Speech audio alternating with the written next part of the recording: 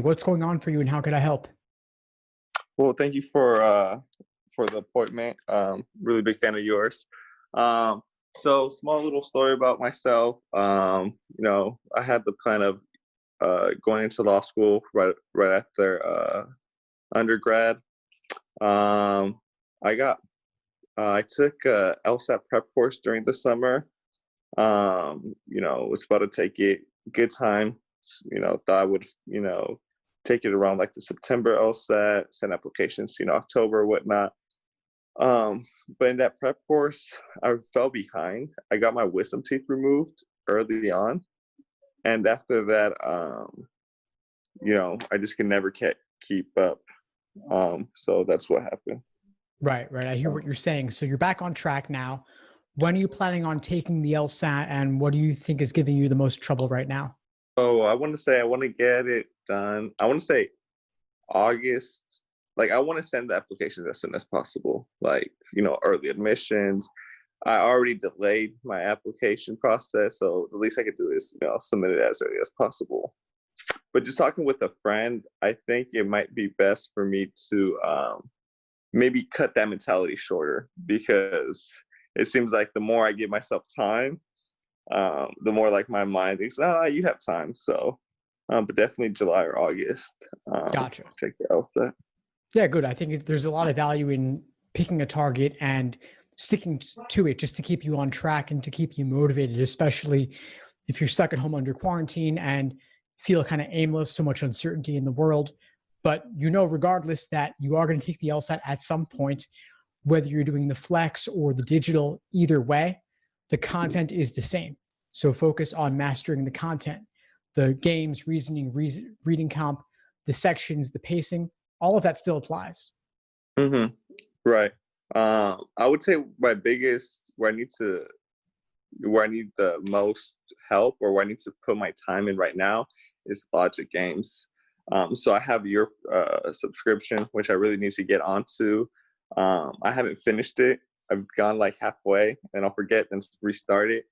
But that's where that's where I know the least, the ones that intimidate me the most. Maybe that intimidation factor is why I don't go through with it. The other games, I'll probably be buying your more of your stuff, because I was a big fan. But I do have some, like, a good sense of like understanding of them. It's just like, getting better, but my plan right now is do your learn the logic games through your video course, and then buy your planner, the LSAT planner, which the weekly ones, because it seems like I have or the daily ones. So yeah. Yeah, perfect. You've got the plan of attack, you've got the course. So basically it'll show you exactly what to do every single day over the course of your prep, which books to read, which chapters to read specifically, which articles, which course video lessons to complete, and then do several LSAT practice problems of that type. And if you need a different study plan, just reach out to me and I'll send it to you. I think it's really important that you have that level of specificity regarding what to do, so you can stay on track and you complete these specific things in this exact order. It removes all the guesswork, so you can just progress one baby step at a time. So it makes the whole thing seem a lot less overwhelming and a lot more manageable. Content do you have to buy there, which I don't mind? All you need to buy to use my schedules are the actual LSAT exams published by LSAC, and you can get them in the prep books on Amazon. You can use PDFs if you happen to have those. And what I really recommend is to get the official LSAT Prep Plus from LSAC, so that you have the exams in the exact same digital format that you'll be doing them on test day. Yeah. I saw one of your posts yesterday, and then I screenshotted it because I thought it spoke out a lot to me. Like, it was like the process of studying for the LSAC, and it was like something about like learning, and then something. Yeah, laser. Yeah. Yeah. So I would still say, humbly speaking, I'm still in that laser, or in the L part of the LSAT, studying for the LSAT, but I just have to get to it. Like, I wrote a pretty good personal statement, I would say. I've been working on that since like the winter, and then just recently in quarantine, I have a second good draft. I have the president, extracurriculars, great internships. So it's just the high GPA. It's just the LSAT score, which I need to finish my application process to really be competitive. Yeah. Well, the good news is that it sounds like you have the other parts of your application already pretty strong. You've got the extracurriculars, you've got the GPA. Now just put icing on the top with the killer LSAT score. And that's actually the most important part of the application overall. So if you can master that, you're a shoo-in. And so the fact that you're at the L portion of laser right now, the first stage of LSAT prep, learning the theory, that's totally fine. You've got 3-4 months till you take the LSAT. You said you're aiming for July or August, and we're in mid-April right now. You've got plenty of time to master this exam. If you've got my course, you actually already get a day-by-day study plan included. And if you need a different one, just email me and I'll send it to you. And it'll give you the concrete steps that you need to remove the guesswork. And so you want to move from L to A to S to E to R, learning, accuracy, sections, exams, and review. It'll take you from beginning to end. And it'll show you how to pull in the course lesson videos in conjunction with the prep tests.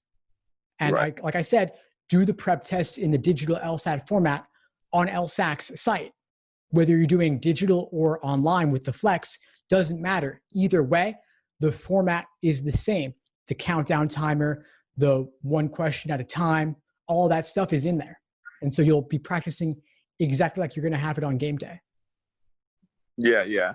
Another part that just reading your emails I've really liked, I like the meditation aspect of it. I didn't know how important that is.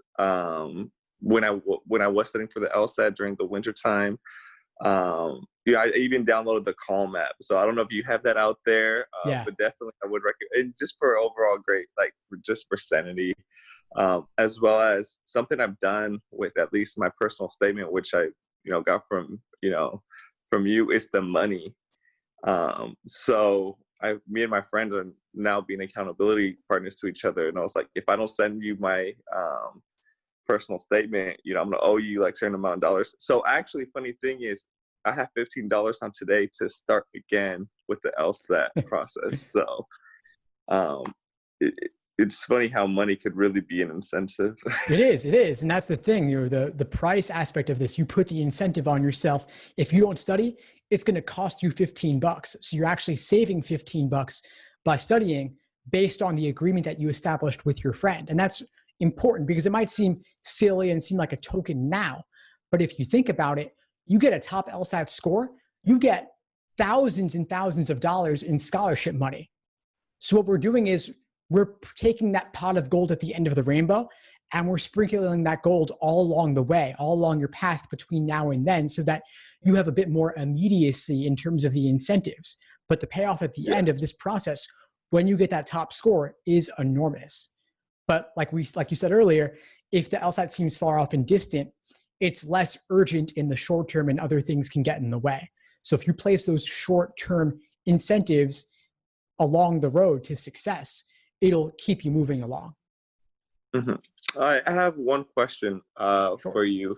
And again, this is something I got from you. The schedule, which seems really smart, wake up early and then hit that 9 to 12 and then, lunchtime or whatever, then 1 to 3, and then you still have time overall over your day. I think during this quarantine, something that has prevented me from studying is that mentality of I started waking up at 5 a.m. and that's good. Did my meditation, I'm Catholic, pray, read or whatever, social media for a couple of days or so. And then I got into that habit. It was I woke up at 8 a.m. instead of 6 a.m. Therefore, I can't start at 9 or 10 a.m. like I would like to. And that's been that terrible mentality that I've been having. If I don't fit that 9, that schedule particularly, I'm no, I'll just do it tomorrow. I'll try to wake up, but it's been such a failure. So do you have a plan B or another or do you have any advice for that? Well, you could shift everything later theoretically. In practice, though, that's much harder to do. Right. So I think it all starts with step one. If you woke up at 8 a.m. one day, that's fine. But next day, get back at it with 6 a.m. And if you just have that alarm go off at 5, 6 a.m., no matter what, it's going to be a lot harder for you to sleep in, to stay up late that night. Mhm. So I would say keep the early morning consistency there, because while the LSAT prep may have fallen by the wayside, I'll bet you still went on the social media, right? Yeah. It hooks you in. That's part of the system. It's not it doesn't speak on you directly because everyone's affected in that way. But you've got to just set yourself up for success from day one, and that starts with you waking up. If you stay up late, it's much easier to do non-LSAT things at 11 p.m. than it is to study for the LSAT at 11 p.m. Right. If you wake up at 5, 6 a.m., you're not going to be wasting time in the morning. You're like, I woke up for a reason. I'm going to knock out the LSAT and be good for the day. So I'd say just keep setting that alarm early and you'll get back into it. Yeah. Thank you. So that'll be doing afternoon practice because I didn't wake up so early, but hopefully I can start waking up early. And then in that week where I was waking up early, it's crazy how much, how productive you could actually, who would have thought? Well, it's also nice because nobody else is up that early. So those distractions aren't there. Yeah. And even for the days where you do wake up late, that's fine. It's okay to have a day off every now and then, but maybe do a little something at least. At least if you could knock out 1 hour or 2 hours, that's better than 0. Mm-hmm. Got it. And then for personal statements and everything like that, do by any chance, I don't know if you have it on your website, like I know you've given out advice. Do you read them? Do you charge anything to potentially give advice for that or no? Or would that be an email type of thing? I do have packages for admissions coaching and I could send you more information on that. Yeah. Okay, great.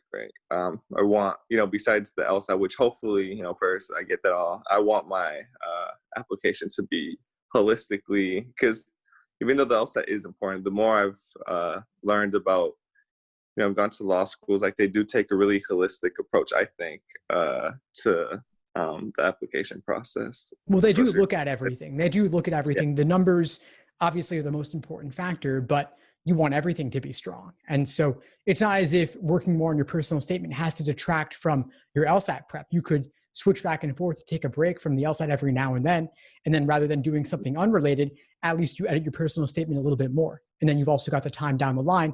Once you've taken the LSAT, you've got a couple weeks before you get your score back. And so that's a great time to work on those other aspects as well. Mm-hmm. I think I know the answer to this, but I signed up for LSATs maybe 1 or twice. And then I canceled them, never took the exam. Law schools do not see that, correct? So if you withdraw before the exam day and you don't ever set foot inside there, and you withdrew online, then they will never know that you were even registered for that test. Okay, got it. Okay, just making sure. Yeah, awesome. Well, we're about up for today, Jesus, but it's been great connecting with you. Yeah, thank you. Thank you for the emails and everything like that. I do appreciate your content. It's just, finding that. I think one time you called it the Jedi focus or whatever. I really just have to get into that, and the rest is on me. Exactly. So I appreciate the call. Yeah, of course. Sure. Before we sign off, what would you say is the biggest insight you got from our call today? I would say definitely some inspiration. So, guidance. So overall guidance is what I would say. Awesome. Well, keep in touch. Let me know if you need anything as you move forward. Thank you so much. Thanks for tuning into the show. Please subscribe if you haven't done so already to be notified of new episodes as I release them. And feel free to reach out if you need anything at all as you move forward with your prep. I'm happy to help however I can. In the meantime, I'll wish you all the best and take care.